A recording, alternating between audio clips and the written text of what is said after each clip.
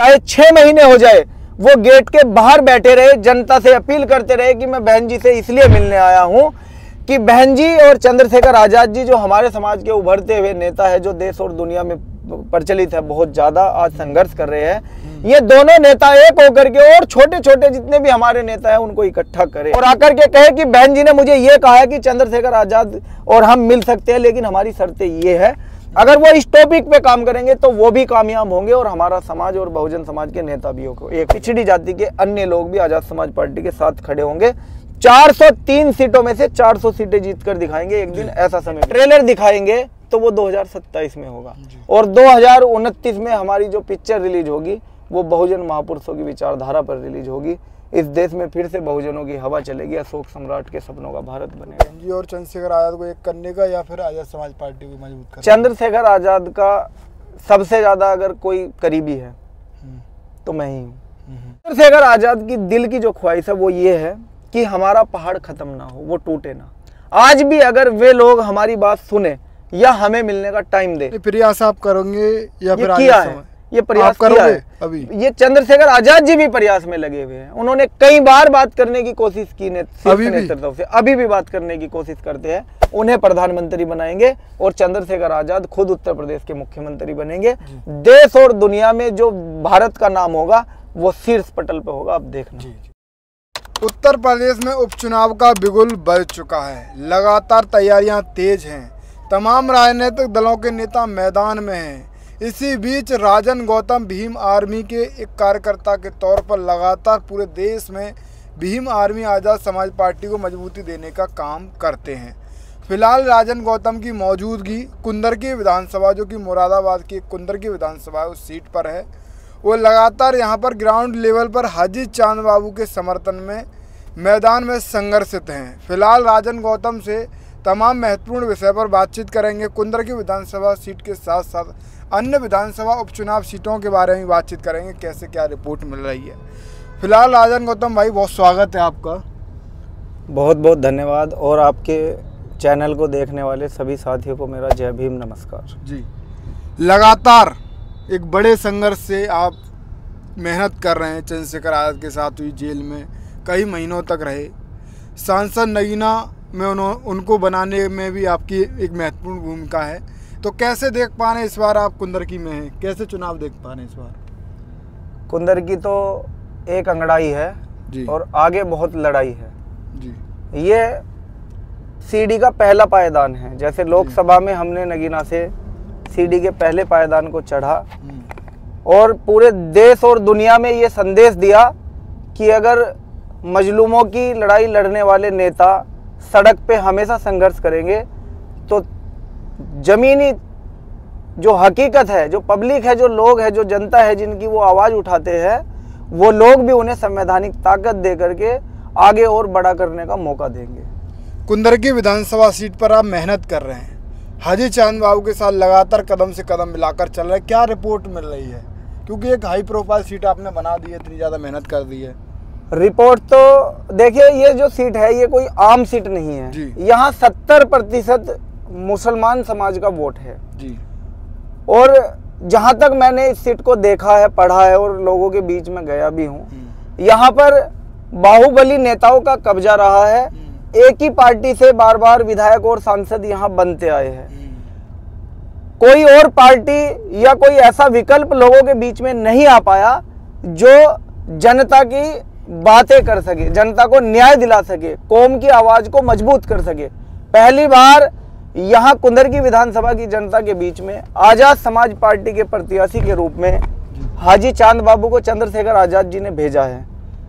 तो यहाँ की जनता ने पूरा मन बना लिया है और उनका कहना यह है कि जैसे नगीना लोकसभा में चंद्रशेखर आजाद को दलित और मुस्लिमों ने मिलकर के सांसद बनाया, ऐसे ही उनको 2027 में मुख्यमंत्री की दौड़ में लाने के लिए दलित और मुस्लिम कुंदरकी विधानसभा से शुरुआत कर रहे हैं। हम गांव-गांव जा रहे हैं, प्रत्येक दरवाजे पे 2-2, 3-3 बार हम लोग जा चुके हैं। लोगों ने पूरा मन बना लिया है और दूसरी पार्टियों के नेता आप भी घूम रहे हैं, वो अभी तक भी अपने चुनाव प्रचार के लिए डर की वजह से नहीं निकले, क्योंकि मुझे लगता है कि उनकी जमानतें भी जब्त होने वाली है 1-2 पार्टियों की। आप लगातार दलितों की बात करते हैं, बीएसपी पार्टी एक पुराना पार्टी है और वो लगातार दलितों के वोट पर ही मतलब उनको मिलता आया है। आप भी उसी वोट की लड़ाई लड़ रहे हैं, तो जब दो फाड़ एक ही समाज के वोटरों के होंगे और वो वोटर आपको क्यों वोट दे और बीएसपी से क्यों हटे? देखिए, बीएसपी राजनीतिक दल के साथ साथ बहुजन महापुरुषों की विचारधारा पर आधारित सामाजिक परिवर्तन और आर्थिक मुक्ति का एक आंदोलन भी था, जिसकी विचारधारा थी बहुजन हिताय बहुजन सुखाय। जब से बहुजन हिताय और बहुजन सुखाय को सर्वजन हिताय सर्वजन सुखाय कर दिया गया, तब से जो मूल वोटर रहा है बहुजन समाज पार्टी का, उस वोटर की अनदेखी हुई है। उसे सिर्फ एक वोट बैंक की नज़र से देखा गया है। पैसे के बल पर धन्ना सेठ आकर के टिकट खरीद करके चुनाव लड़े और जीतने के बाद उन्होंने अपने कारोबार को बढ़ाने के अलावा जनता की कोई समस्या का समाधान नहीं किया है। ना ही उन विधायकों के पास जनता के लिए कोई सुविधाएं थी, ना रोजगार की कोई व्यवस्था थी, ना ही उनके पास कोई किसी भी तरह का एजेंडा था कि वो जनता के हितों के लिए काम कर सके। इसलिए अब जनता ने ये देखा भी है, मन भी बनाया है कि मान्यवर कांशीराम साहब ने कहाँ साइकिल उठा करके 4200 किलोमीटर की यात्रा की। यात्रा करके प्रत्येक गरीब मजदूर, कमजोर, कमेरों, किसानों, दलित, पिछड़े आदिवासियों को उन्होंने जोड़ा। जोड़ने के बाद अलग अलग जातियों के नेता उन्होंने बनाए। उन नेताओं को बहुजन समाज पार्टी के शीर्ष नेतृत्व ने एक एक करके बाहर निकाल दिया, अपमानित करने का काम किया। जब उनके नेताओं का अपमान हुआ तो वो वोटर भी बहुजन समाज पार्टी से छिटक गया और वो कहीं ना कहीं भारतीय जनता पार्टी में जाकर के शामिल हो गया। यही कारण है कि जब हमारे ऊपर शोषण होता है, लड़ाई लड़ने बहुजन समाज पार्टी या समाजवादी पार्टी या भारतीय जनता पार्टी या कांग्रेस पार्टी का कोई भी नेता हमारे बीच नहीं आता। हमारी लड़ाई लड़ने चंद्रशेखर आजाद या फिर उनकी टीम आती है। इसलिए अब लोगों का मन है कि हम चंद्रशेखर आजाद के साथ रहेंगे और अपने पुराने आंदोलन को छोड़कर सिर्फ हम इतना ही बदलाव कर रहे हैं कि नए आंदोलन को मजबूत कर रहे हैं और इस देश में राजसत्ता में स्थापित होने की तैयारी कर रहे हैं। क्या उम्मीद है कि वो बीएसपी का जो वोटर कैडराइज रहा है, कांशीराम साहब ने एक बड़े संघर्ष, एक बड़ी मेहनत के साथ वो वोटर तैयार किया है, वो बीएसपी को छोड़ के आपके साथ आएगा? देखिए, वोटर किसी के, आप किस आधार पर ये बात कह रहे हैं कि वो आपके साथ आएगा? वोटर किसी के बाप की जागीर नहीं है। वोटर की समस्याओं का समाधान जहां होगा, जहां उनके संतों, गुरुओं, महापुरुषों की विचारधारा को बढ़ाने का काम किया जाएगा, जहां इंसानियत की और गरीबों की बात की जाएगी, वोटर उस ओर खड़ा होगा। आप देखिए कि किस तरह से नई नवेली हमारी पार्टी है, आजाद समाज पार्टी। राजस्थान और मध्य प्रदेश में हम दूसरे नंबर पर चुनाव मैदान में रहे। अभी भी उत्तर प्रदेश में हमारा एक सांसद जीत करके आए, जो खुद माननीय राष्ट्रीय अध्यक्ष चंद्रशेखर आजाद है। 40 साल पुरानी पार्टी के एक भी सांसद नहीं जीत पाए और नई नवेली पार्टी ने एक सांसद जिताया और इतने भारी मतों से जिताया, दूसरे के गढ़ को, किले को नस्तो नाबूद करके जिताया। तो ये एक संकेत है कि आने वाले 2027 के चुनाव में जो कैडर वोट कभी समाजवादी पार्टी और बहुजन समाज पार्टी का कहलाया जाता था, वो दोनों पार्टियों को छोड़ करके आजाद समाज पार्टी के साथ जुड़ेगा और एक बहुत बड़े राजनीतिक बदलाव देखने को आपको उत्तर प्रदेश में मिलेगा। नहीं, फिर भी कहा जाए, जैसे कि बीएसपी के ये समर्थक आरोप लगाते हैं कि बीएसपी चंद्रशेखर आजाद के कैंडिडेट की वजह से हार गई, और आजाद समाज पार्टी के समर्थक ये आरोप लगाते हैं कि बीएसपी आजाद समाज पार्टी कई जगहों पे बीएसपी की वजह से हार गई, जैसे कि राजस्थान में एग्जाम्पल भी देखने को मिला है। तो फिलहाल ये एक क्यों नहीं हो जाते? मतलब नुकसान तो है ना, एक ही मिशन है, एक ही सब कुछ है। मंद बुद्धि लोग है विशाल भाई, जो इस तरह की बात करते हैं। लोकतंत्र में सबको चुनाव लड़ने का और वोट डालने का अधिकार है। अगर इस तरह की आप बात करोगे, आप पत्रकार हो या जनता के लोग बात करेंगे, तो उन्हें यह भी समझना चाहिए कि कांग्रेस और बीजेपी वो दोनों 15% हिंदुओं का दल है।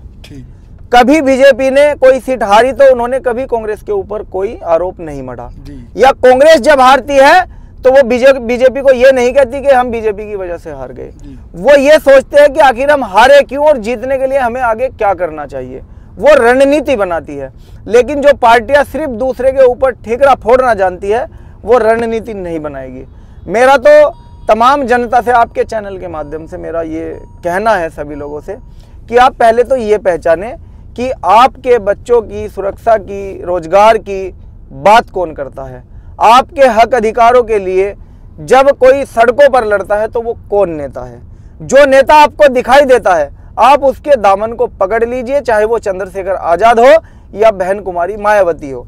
रही बात बीएसपी से रिलेटिव आपने जो सवाल पूछा, मैं अगर अपने खुद के मन की और दिल की बात कहूं तो बहुजन समाज पार्टी हमारे महापुरुषों के और बुजुर्गों के खून पसीने से सींचा हुआ दल है।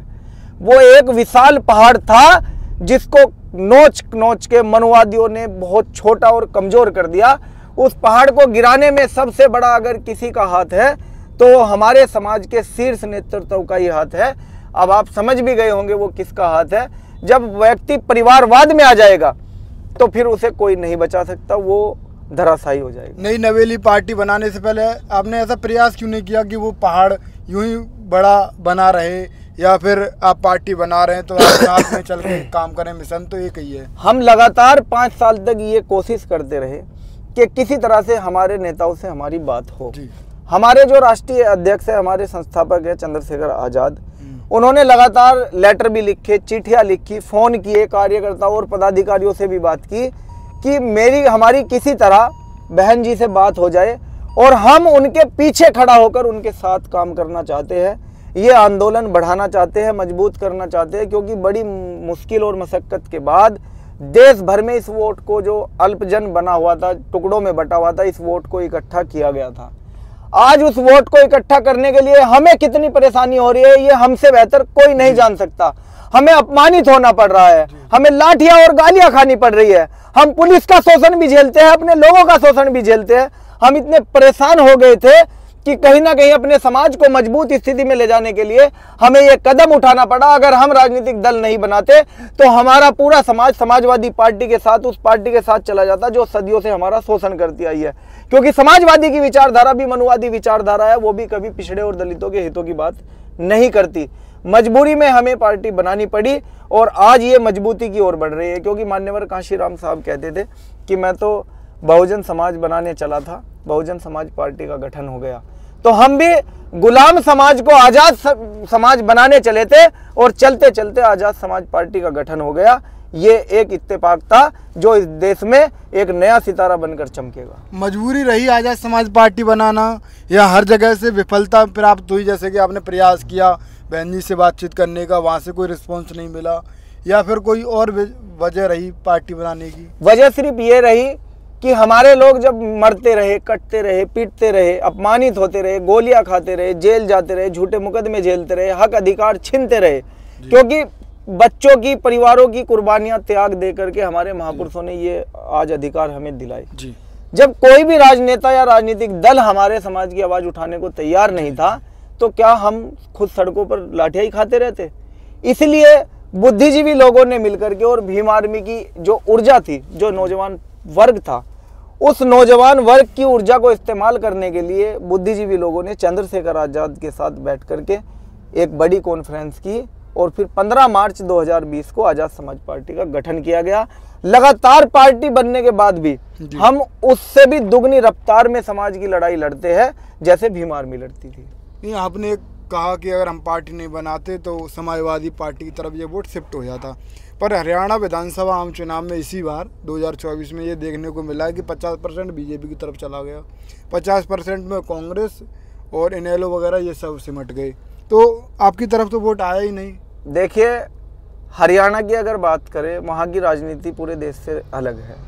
वहाँ हमारा संगठन नहीं था जी। हमने वहाँ शुरुआत की, बूथ स्तर तक अपने संगठन और पार्टी को हम इस चुनाव में लेकर के गए। और जहां भी हमारा समाज जिससे पीड़ित होगा, प्रताड़ित होगा या परेशान होगा, फिर उसके खिलाफ वोट करेगा। अगर मैं एक जाति का नाम लूं, हरियाणा में जिन जातियों के मुख्यमंत्री पहले रहे, उन जातियों ने दलित समाज का शोषण हद से ज्यादा किया। इसीलिए कांग्रेस के साथ वो जातियां थी और वो जाति दोबारा से ताकत में ना आ जाए, उन जातियों के लोग हमारे ऊपर दोबारा से शोषण ना करें, इसलिए मजबूरी में हमारा जो वोट इधर आना था हमारी तरफ, उन्होंने देखा कि अभी हमारा कोई वजूद नहीं है, कमजोर लोग हैं हम, वो दूसरी तरफ शायद ट्रांसफर हुआ हो। लेकिन अगर आप जमीनी हकीकत को भी देखेंगे, हमारा 50% वोट बीजेपी को नहीं गया, मात्र 10 से 15% वोट गया, क्योंकि वो ज्यादा सताए हुए लोग थे। फिर भी रिपोर्ट में तो ये दिखाया गया है कि रिपोर्ट बनाने वाले मनुवादी उन्हीं के लोग हैं। वो कहा है ना कि तख्त भी तुम्हारा और सरदार भी तुम्हारा, तुम झूठ को सच लिख दो और सच को झूठ लिख दो, अखबार भी तुम्हारा। तो सारे अधिकारी कर्मचारी उन्हीं के बैठे हुए, जो उनका मन करेगा वो दिखाएंगे। लोगों को गुमराह करेंगे कि देखिए दलित समाज ने बीजेपी को हरियाणा में वोट दिया, ताकि उत्तर प्रदेश में दलित और मुस्लिम गठजोड़ ना बन सके। ये उनका एजेंडा है। उसी रिजल्ट को देखते हुए पूर्व सांसद नगीना लोकसभा से गिरीश चंद्र जाटव का एक बयान वायरल हुआ। जब पूछा गया, कुंदरकी में आए थे वो, कि कैसे देख पा रहे हैं आज़ाद समाज पार्टी जहाँ प्रत्याशी उतारी है, तो उन्होंने कहा कि वो 200-250 पे सिमट जाएगी।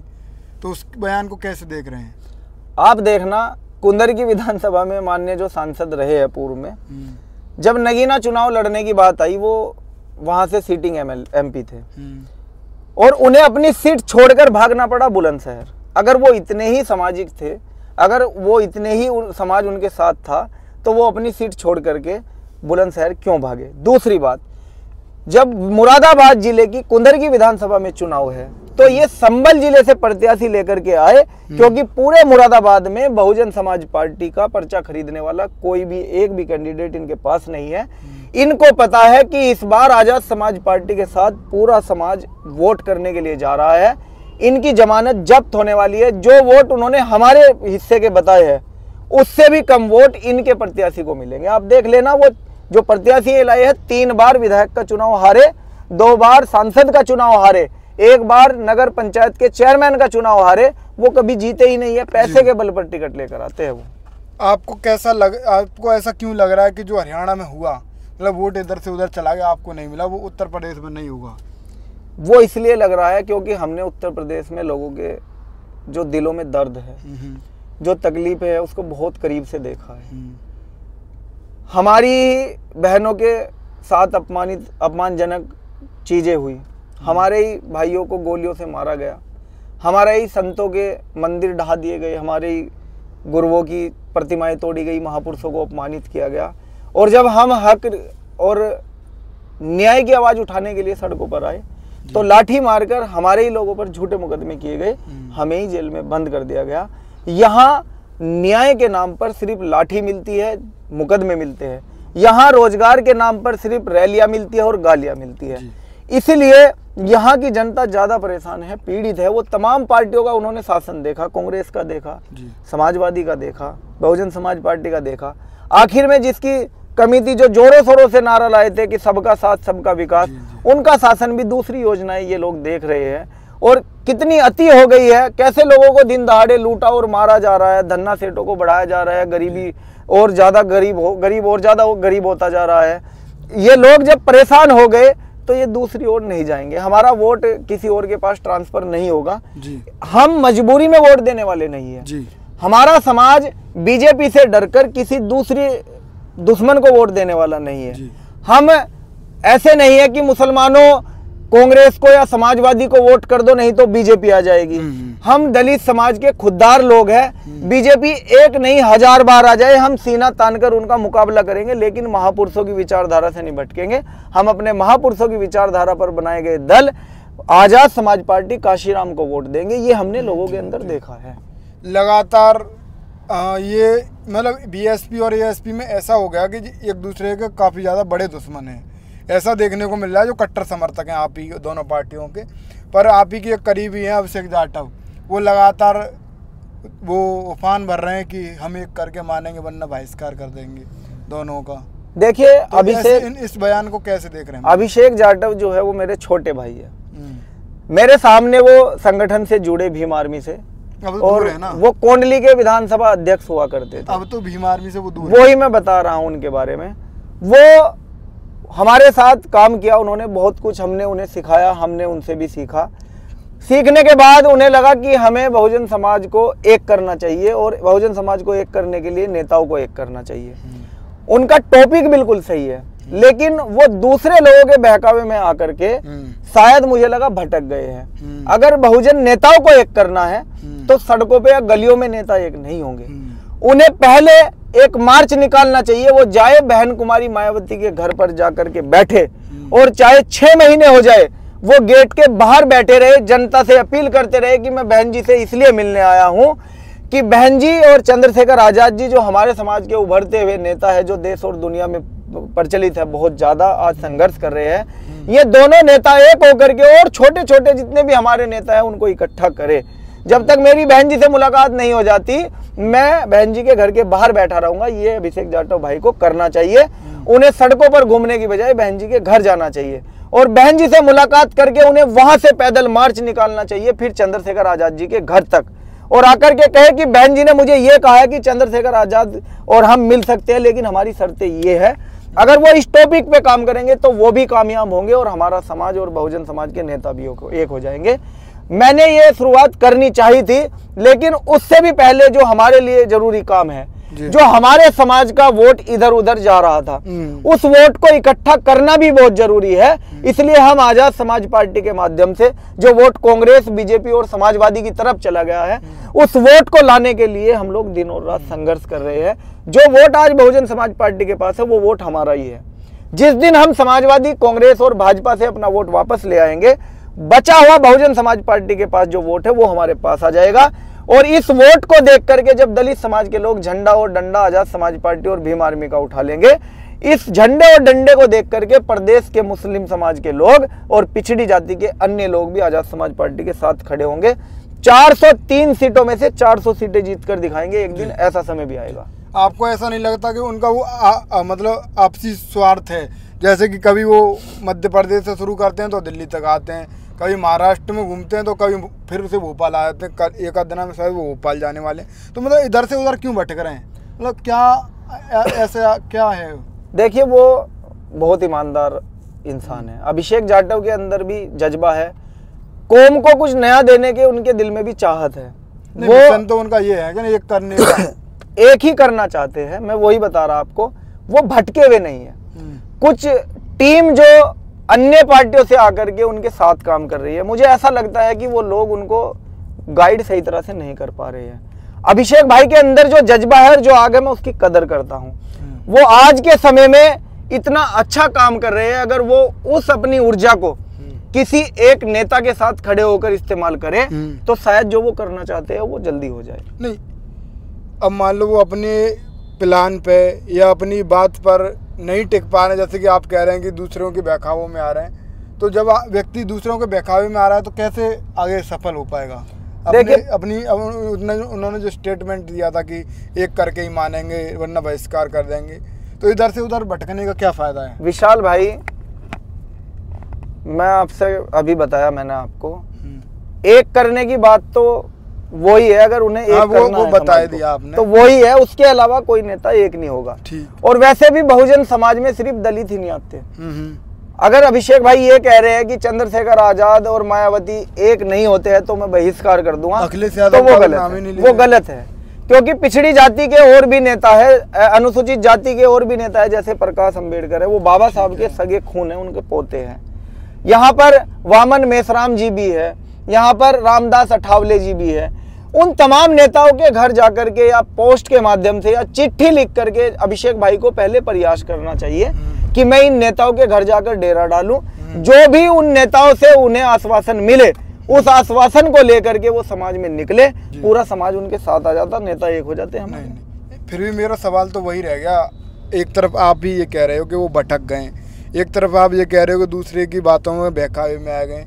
जब वो अपने स्टेटमेंट पे ही नहीं क्लियर टिक पा रहे हैं तो समाज उन पर कैसे विश्वास जताए आगे? मतलब वो कहना चाह रहे कि ये करूँगा और वो खुद ही नहीं टिक पा रहे हैं। नहीं, मैंने ऐसा भी नहीं कहा, मैंने इतना भी नहीं कहा उनके बारे में। मैंने ये बताया कि उनके आसपास की जो टीम है वो उन्हें गुमराह करने का काम कर रही है। परिपक्व देखो, इस दुनिया में परिपक्व कोई नहीं है। ठीक है, जब हमारे चारों ओर गिद्ध मंडराते हैं ना, तो हमें लगता है हम भी गिद्ध हैं।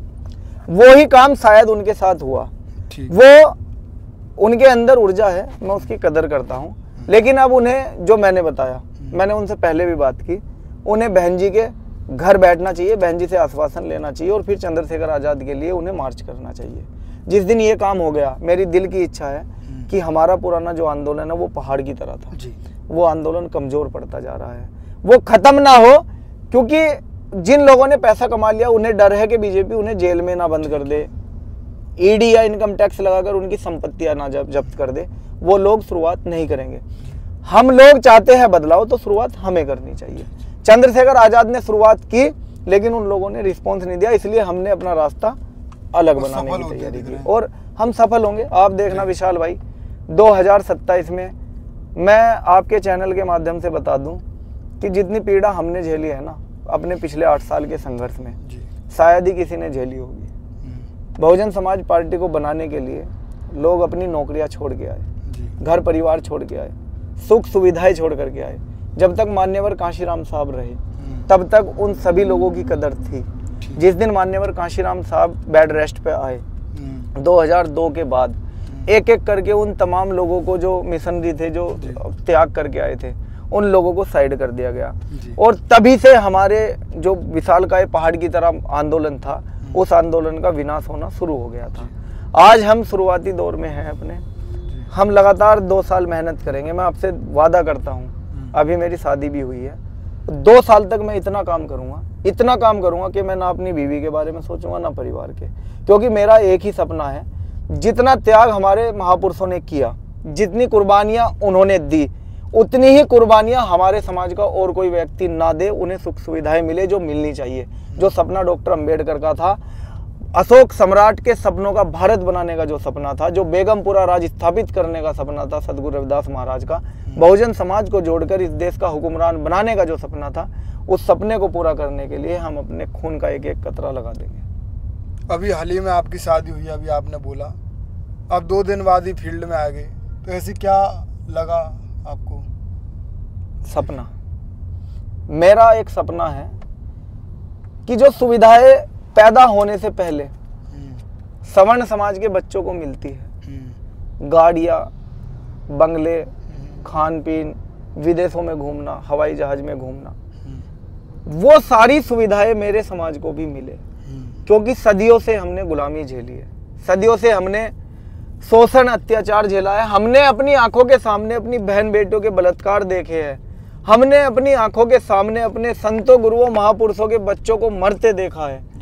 वो सपना सच करना है हमें, जिस सपने के लिए हमारे महापुरुषों ने अपने बच्चों और परिवारों को त्याग दिया, उनकी आहुति दे दी। उस सपने को सच करने के लिए परिवार और पत्नी तो क्या, हम अपने खून का एक एक कतरा लगा देंगे। विशाल भाई, जितना दर्द दिल में है ना, वो दर्द अभी हम छुपाए बैठे हैं। भाई ने कहा था ना कि वक्त आने पर बता देंगे तुझे आसमां, हम अभी से क्या बताए क्या हमारे दिल में है।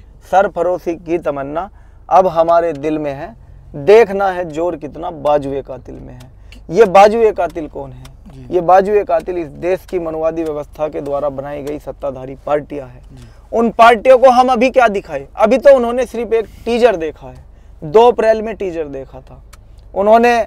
रविदास मंदिर आंदोलन जो दिल्ली में हुआ 19 अगस्त, उसमें भी एक टीजर देखा था। अब अगर उन्हें ट्रेलर दिखाएंगे तो वो 2027 में होगा, और 2029 में हमारी जो पिक्चर रिलीज होगी वो बहुजन महापुरुषों की विचारधारा पर रिलीज होगी। इस देश में फिर से बहुजनों की हवा चलेगी, अशोक सम्राट के सपनों का भारत बनेगा। ये दर्द है जो मैं आपके चैनल के माध्यम से समाज के बीच में लेकर के आया हूँ। मेरे समाज के नौजवान साथियों से निवेदन है, मैं उनसे अपील भी करता हूँ कि आप अगले 2 साल 2027 तक अपना सुख सुविधा छोड़ करके, खाना पीना छोड़ करके, परिवार को भूल करके सिर्फ 2 साल मेहनत कर लीजिए। आजाद समाज पार्टी चंद्रशेखर आजाद को मजबूत करने के लिए मेहनत कर लीजिए।